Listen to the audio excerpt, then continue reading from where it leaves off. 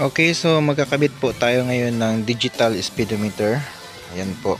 So digital po 'yan, pang CT125 at CT150. Bajaj CT125 and 150 na digital speedometer. So ang digital speedometer na to is cable type po siya. And then ikakabit natin siya sa Bajaj CT100. So ready na po yung ating mga wiring.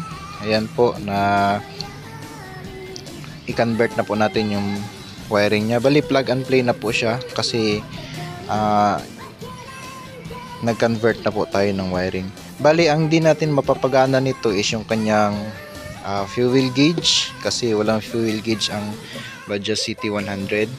Then yung kanyang gear indicator, di rin natin siya mapapagana kasi walang gear indicator po yung sa kambya sa ilalim ng ating CT100.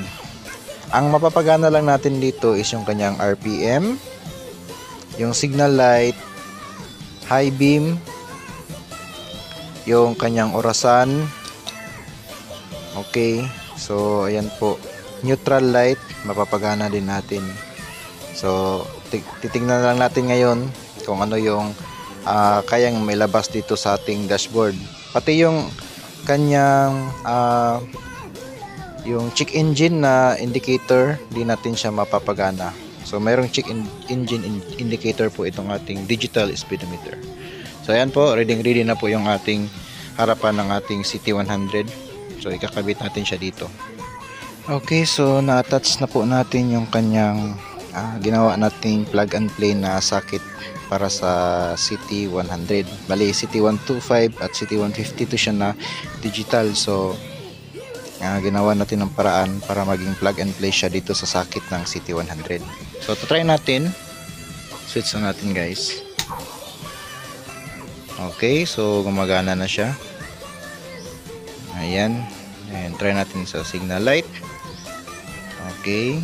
And kabila. Ayan po. Then may neutral na din.